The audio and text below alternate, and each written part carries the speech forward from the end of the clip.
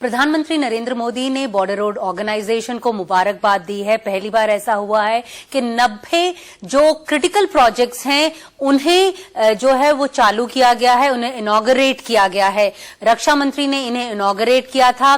क्या चैलेंजेस रहे इन प्रोजेक्ट्स को कंप्लीट करने के लिए? हमारे साथ बात करने के लिए हैं lieutenant general Rajiv Chaudhary VSM, जो कि डायरेक्टर जनरल बीआरओ भी हैं।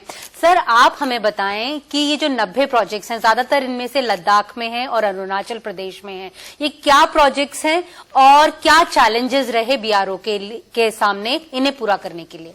जी, 90 में से इसमें 24 सड़कें हैं, 61 ब्रिजेस हैं, 2 एयरफील्ड्स हैं, 1 टनल है और 2 हेलीपैड हैं। और ये पूरे ऑल अलोंग हमारे बॉर्डर्स, लैंड बॉर्डर्स के साथ में जुड़े हुए हैं। ज्यादातर प्रोजेक्ट्स हमारे चाइनीज बॉर्डर के ऊपर आए हैं।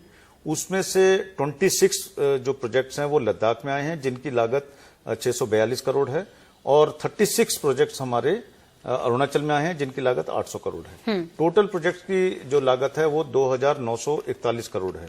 तो आप इसको देख सकते हैं, इस गणित को समझ सकते हैं कि 70% हमारी जो नंबर्स हैं टोटल, वो अरुणाचल और लद्दाख में आए हैं, और 60% हमारी जो लागत है इन 2 राज्यों में हमारी गई है। तो हमारा जो टोटल फोकस और अटेंशन आज के दिन है वो इन 2 जगहों पे है, क्योंकि इसमें हमने अपनी जो सिक्योरिटी मैट्रिक्स है, या जिसको बोलते हैं सड़कों का जाल, उसको हम सुदृढ़ करने में लगे हुए हैं। तो ये किस तरह के जो प्रोजेक्ट्स हैं, मतलब ये क्यों क्रिटिकल हैं भारत के लिए, सुरक्षा के लिहाज से क्यों इम्पोर्टेंट है? क्यों इम्पोर्टेंट है? क्योंकि जो भी हमारी इश्यूज हैं वो चाइना के साथ में वो इन 2 राज्यों में है, लद्दाख में और अरुणाचल में। बॉर्डर का भी जो मसला है और जो भी कॉन्फ्लिक्ट्स हुए हैं, जैसे गलवान में हुआ और उधर यांगसे में हुआ, तो ये 2 राज्यों में हमने अपना जो सिक्योरिटी का मैट्रिक्स है उसको हम ज्यादा से ज्यादा जल्दी आगे लेके जाना चाहते हैं, जिससे हमारे जो ट्रुप्स हैं वो आगे फॉरवर्ड लोकेशंस पे जल्द से जल्द पहुंच सकें, कोई भी अगर ऐसी सिचुएशन दोबारा से पैदा होती है तो। सर, जैसे आप लद्दाख की बात कर रहे हैं, लद्दाख जो है बहुत ही स्ट्रैटेजिकली इंपॉर्टेंट है इंडिया के लिए, तो आपको क्या लगता है इंडिया इंफ्रास्ट्रक्चर वाइज चाइना की कैपेबिलिटीज को मैच कर पाएगा अलोंग एलएसी? देखिए, चाइना ने जो अपना इंफ्रास्ट्रक्चर का जो इनिशिएटिव या पुश लिया वो 1960s में लिया। उसके बाद में वो लगातार अपना तिब्बतन ऑटोनमस रीजन में वो अपना रेल और रोड नेटवर्क को स्ट्रांग करते गए।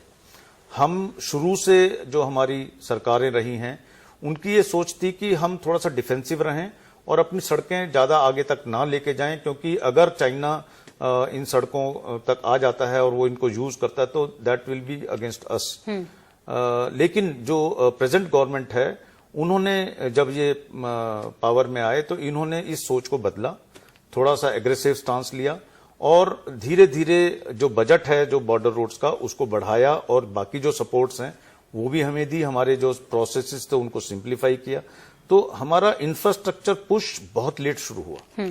लेकिन मैं आपको बहुत विश्वास के साथ ये कहना चाहता हूं कि अगले 4 और 5 सालों में अगर इसी तरह की सपोर्ट मिलती रही हमें, बजट की भी और मशीनों की और जो हमारे प्रोसेसेस हैं, तो हम अगले 4-5 साल में इसको बिल्कुल बराबर कर देंगे, और आगे भी ये चलता रहा तो हम चाइना को बहुत पीछे छोड़ देंगे। सर, लैंड जो होता है बहुत ही ट्रिकलिश इशू होता है, स्पेशली हिली रीजन के लिए, तो काफी दिक्कतें भी आती होंगी लैंड एक्वायर करने में। तो क्या प्रॉब्लम्स आई जब आप लोग ये इस तरह के जो प्रोजेक्ट्स बना रहे थे, specially in Ladakh and Arunachal, all these hilly areas? हाँ, देखिए, बिल्कुल सही बोला आपने, क्योंकि प्रोजेक्ट बनाना एक अलग एक्टिविटी है और प्रोजेक्ट को बनाने से पहले जो प्लानिंग प्रोसेस होता है उसमें वो बिल्कुल अलग है। क्योंकि उसमें प्रोजेक्ट जब हम बनाते हैं तो हमारे कंट्रोल में आ जाता है, लेकिन उससे पहले हमें कई एजेंसीज के साथ में बातचीत करनी पड़ती है। लैंड एक्विजिशन के लिए हमें स्टेट में जाना पड़ता है, फॉरेस्ट क्लियरेंस और वाइल्ड लाइफ क्लियरेंस के लिए हमें स्टेट और नेशनल बोर्ड के पास भी आना पड़ता है।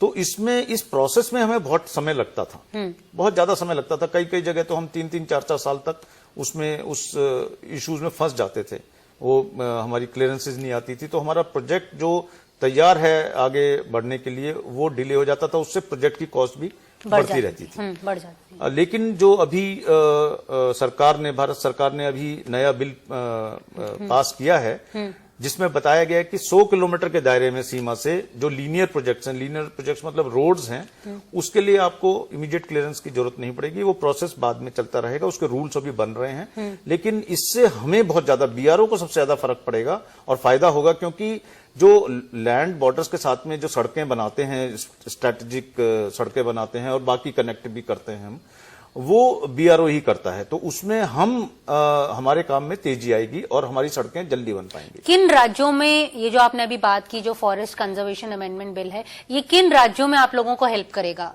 और टाइमलाइन कितनी छोटी हो जाएंगी? हाँ, जैसे अभी हमारा जो फोकस ज्यादा है आज इंफ्रास्ट्रक्चर डेवलपमेंट का, वो हमारा नदर्न बॉर्डर्स पे है। तो हमें सबसे ज्यादा फायदा होगा लद्दाख में, हिमाचल, उत्तराखंड, सिक्किम और अरुणाचल में। तो इसमें जो हमें अड़चने आती थी, समय ज्यादा लगता था, वो समय श्रिंक हो जाएगा, कम हो जाएगा और हम अपने प्रोजेक्ट को सैंक्शन करके जल्दी शुरू कर पाएंगे। किस तरह की अड़चने, अगर आप थोड़ा सा बता पाएं? अड़चने क्या होता है, एक प्रोसेस होता है, बहुत लंबा प्रोसेस होता है, उसमें कई कागजात हमें जमा करने पड़ते हैं, उसमें कोई ऑब्जर्वेशंस आती है, दोबारा से केस वापस आ जाता है, फिर हम उसको करते हैं, फिर जाते हैं, कई बार हम मनी भी, जो कंपनसेशन है वो भी डिसाइड हो जाता है, तो जो वहां के लोकल्स हैं वो और मांग करते हैं, फिर दोबारा से केस शुरू होता है, उसको फिर ज्यादा हम कंपनसेशन देते हैं, तो लेकिन फिर भी वो मतलब और ज्यादा मांगते हैं। तो इस प्रोसेस में कई टाइम लगता है। अभी बीआरओ जो है वो हाईएस्ट फाइटर जो एयरफील्ड है वो भी बनाने वाला है नयोमा में, उससे लेकर थोड़ी जानकारी दें और उसमें क्या चैलेंजेस क्या हैं और वो क्यों हम बोलें कि वो स्ट्रैटेजिकली इंपॉर्टेंट है। हाँ, न्योमा में जो हम एयरफील्ड कल जो हमारे माननीय रक्षा मंत्री महोदय ने उसका ई शिलान्यास किया, वो 13,700 फुट पर है। और जब ये बनकर तैयार होगा, इसमें हर तरह के फाइटर एयरक्राफ्ट और ट्रांसपोर्ट एयरक्राफ्ट इससे ऑपरेट कर पाएंगे। हमारा राफेल और Su-30 एंड ट्रांसपोर्ट में C-17, C-130, IL-76 all kind of aircraft will be able to fly from this and helicopter operations भी इसमें संभव हो पाएंगे। जैसे आपको ज्ञात है कि ये एयरफील्ड जो है एज द क्रो फ्लाइज, मतलब हम अगर सीधा नापें दूरी LAC से तो 46 किलोमीटर पे है।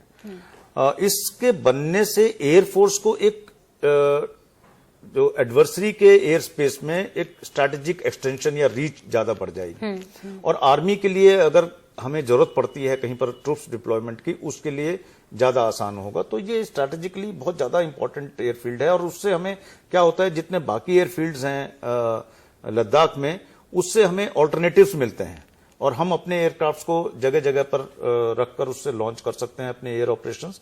तो उससे हमारी रिडंडेंसी जो है वो बढ़ती है। किसी केस में अगर कोई डैमेज हो जाता है शत्रु के आक्रमण के दौरान, तो इससे हमें बहुत ज्यादा स्ट्रैटेजिकली बहुत ज्यादा फायदा होने वाला है।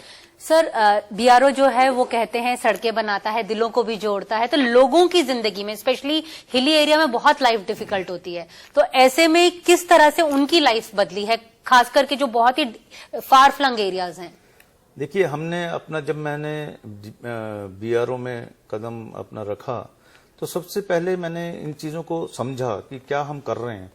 तो सड़क जो है वो केवल आर्मी के लिए नहीं है, आर्मी उसको फंड करती है, MOD फंड करती है, लेकिन सड़क तो सड़क है, उसमें कोई भी जा सकता है, टूरिस्ट भी जा सकता है, लोकल भी जा सकते हैं। तो हमने अपना जो वाक्य था, वो अपनी फिलॉसफी, क्योंकि हम इन जगहों पर लगातार काम करते हैं, कुछ जगहों पर 60-60 साल से काम करते हैं, तो हमने अपना एक वाक्य रखा, कनेक्टिंग प्लेसेस कनेक्टिंग पीपल। हम केवल जगहों को नहीं जोड़ रहे हैं, हम लोगों को जोड़ रहे हैं। लोग हमें लाइक करते हैं, मतलब हम ऐसी ऐसी जगहों पे काम करते हैं जहां पर CI ऑप्स बिल्कुल इंटेंस है, लेकिन हमें कभी भी किसी ने तंग नहीं किया, क्योंकि उनको मालूम है, जो वहां के लोग हैं, कि ये लोग हमारे लिए सड़क बना रहे हैं। जब सड़क होती है, सड़क जो होती है विकास की रीढ़ की हड्डी होती है। जब सड़क बनती है तो उस पे कम्युनिकेशन टावर्स लगते हैं, उस पे इलेक्ट्रिक पोल लगते हैं, जल की पाइपलाइन जाती है, उसके ऊपर मेडिकल आगे बढ़ता है, एजुकेशन बढ़ती है, टूरिस्ट बढ़ते हैं, उसमें एविएशन बढ़ता है। तो सड़क जो है बाकी सारे विकास को सपोर्ट करता है। तो इसमें हम बहुत सारे ऐसे ऐसे गांव हैं, जो मैं आपको नाम गिनाना शुरू करूं तो बहुत लंबी लिस्ट है, बट मैं 3 गांवों की आपको थोड़ी सी छोटा से बताता हूं, जिसका जिक्र जो हमारे महामहिम राष्ट्रपति महोदय थे, तो उन्होंने जॉइंट सेशन जब वो लेते हैं लोकसभा और राज्यसभा का, उसमें बीआरओ के बारे में बहुत अच्छा बोला और उन्होंने बताया कि बीआरओ ने इन जगहों पर ये कनेक्ट की 3 एग्जांपल लेकर, और इससे रिवर्स माइग्रेशन शुरू हुआ। क्योंकि ज्यादातर पहाड़ों में जो है जिंदगी बहुत डिफिकल्ट है, और हर एक आदमी आज विकास जो नीचे प्लेन्स में आकर जो विकास के जो फल हैं जो मिल रहे हैं बाकी लोगों को, वो भी उसका एंजॉय करना चाहता है। तो लेकिन पहाड़ों में ये सब चीजें पहुंच नहीं पाती क्योंकि कनेक्टिविटी नहीं है। कनेक्टिविटी नहीं होगी तो सेंट्रल गवर्नमेंट की स्कीम आपके पास कैसे पहुंचेगी। तो उन्होंने डेमचौक का नाम लिया, जॉलिंगकोंग का नाम लिया और हुरी का नाम लिया। नाउ जब हमने संसार की सबसे ऊंची मोटरेबल रोड बनाई चिशुमले डेमचौक में सितंबर 2021 में, तो मैं वहां पर गया। जहां पर भी सड़क बनती है तो मैं, कोई भी प्रोजेक्ट होता है तो मैं वहां जाता हूं, और मैंने डेमचौक के लोगों से बात की। तो मैंने कहा कि इस सड़क का आपके जीवन पे क्या असर पड़ा। तो उन्होंने मुझे बताया कि सर, हम जब नीचे आते थे, हानले उनके सबसे नजदीक एक गांव है, थोड़ा बड़ा गांव है, किसी भी मेडिकल इमरजेंसी के लिए या हमारे रिश्तेदारों से मिलने के लिए, या हमारी जो बच्चियां होती हैं फैमिली वे में, औरतें होती हैं, तो वो उनको डिलीवरी के लिए, तो हमें 3.5 दिन लगते थे घोड़े पर बैठकर, और बीच में कुछ लोगों की डेथ भी हो जाती थी क्योंकि रास्ता बहुत कठिन था। आज हमें 3 या 4 घंटे में हम हानले पहुंच जाते हैं सड़क बनने से। तो ये बहुत बड़ी बात है, उनकी जिंदगी एकदम चेंज हो गई है। मतलब हमें इस चीज का इतना फर्क नहीं महसूस कर पाएंगे कि भाई सड़क बन गई, ठीक है सड़क बन गई, लेकिन उनकी जिंदगी में देखो कि जो आदमी घोड़े पे चल के भी 3.5 दिन में पहुंचता था, वो आज 4 घंटे में पहुंच रहा है नीचे। बिल्कुल। उसी तरीके से जॉलिंगकोंग में, गुंजी कोटी जॉलिंगकोंग, ये छोटे छोटे 12 गांव हैं उत्तराखंड में, और इसमें रंग कम्युनिटी के लोग रहते हैं जो पहले पुराने टाइम से रह रहे हैं। लेकिन विंटर्स बहुत सीवियर होती है। जॉलिंगकोंग जो है वो 15,000 फुट पर है। ये सारे लोग नीचे टनकपुर और बाकी जगह प्लेन्स में आ जाते थे, और फिर जब विंटर खत्म होती थी तो जाते थे। तो हमने इसकी कनेक्टिविटी दी 2021 में, और पिछले 2 विंटर्स में ये लोग वहीं पर रह रहे हैं। इनका जो बिजनेस है, लोग अब जा रहे हैं वहां पर क्योंकि सड़क बन गई है गुंजी कुट्टी जॉलिंगकोंग की, उसमें ब्लैक टॉपिंग बची है केवल। तो ये लोग वहां पर अपनी जगहों पर, जो इनके घर खाली हो गए थे, घोस्ट विलेजेस इनको बोलते थे, तो वो वहीं पर रहने लगे हैं। इसी तरह से एक विलेज है हुरी, अरुणाचल प्रदेश में, ये तहसील दामिन में है और कुमे इसका डिस्ट्रिक्ट है। तो ये एक बहुत अद्वितीय विलेज है जो बिल्कुल पिछले 74 साल से बिल्कुल कट ऑफ था।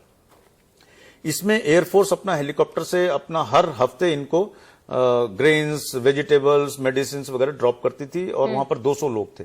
लेकिन धीरे धीरे जब विकास नीचे बढ़ रहा है अरुणाचल में, तो वो लोग जो यंग लोग थे वो छोड़ के आ गए। तो वहां पर 200 में से 49 लोग रह गए, जो छोटे बच्चे थे या बूढ़े लोग थे। तो हमने वहां पर एक ब्रिज बनाया जिससे वो तहसील से जुड़ पाए कुमे रिवर के ऊपर, और पिछले से पिछले साल हमने वहां पर एक सड़क बनाई जो हुरी तक गई।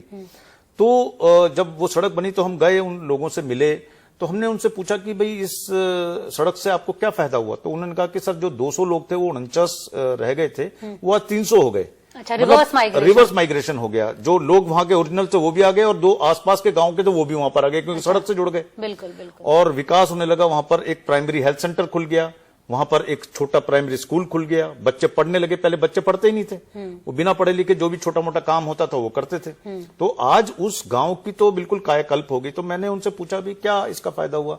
तो जो गांव के बूढ़े थे, जो गांव के सीनियर होते हैं, तो उन्होंने बोला मुझे कि सर, हमने पूरी जिंदगी हेलीकॉप्टर देखा पर हमने सड़क बनने से पहली बार गाड़ी देखी कि गाड़ी कैसे होती है, क्योंकि नीचे तो गए नहीं थे वो कभी भी। तो ये जिंदगी को हमने ट्रांसफॉर्म किया है। ये केवल 3 एग्जांपल्स हैं 3 प्रदेशों में।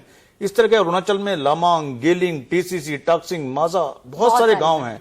अगर नॉर्थ ईस्ट की अगर हम बात करें सर, तो वहां पे dual use air bases Bagdogra और बाराकपुरा में हैं। तो ये एक तरह से डिफेंस आर्किटेक्चर को तो बूस्ट अप करेंगे ही करेंगे, लेकिन ये कमर्शियल फ्लाइट्स भी यहाँ पर आप आ पाएंगी क्या? जी, बागडोगरा में तो कमर्शियल फ्लाइट्स चलती हैं, और बागडोगरा का हमने पुनर्निर्माण किया है। बड़ा उसका जो स्ट्रिप है, लैंडिंग स्ट्रिप, उसको बढ़ाया है, पैरेलल टैक्सीवे बनाया है। बैरकपुर प्राइमरली जो ये मुख्यतः जो है ये एयरफोर्स का एयरफील्ड है, तो उससे केवल एयरफोर्स के एयरक्राफ्ट उड़ेंगे, और वो किसी मतलब बड़ी जगह को जोड़ता भी नहीं है। और ये दोनों एयरफील्ड जो हैं स्ट्रैटेजिकली बहुत इंपॉर्टेंट है एयरफोर्स के लिए, क्योंकि ईस्टर्न कमांड में ये 2 एयरफील्ड्स हैं जो पूरे ऑपरेशन को सपोर्ट करेंगे। तो आगे के दिनों के लिए क्या चैलेंजेस हैं? 2023 में आपने 90 प्रोजेक्ट्स को तो इनॉग्रेट कर दिया।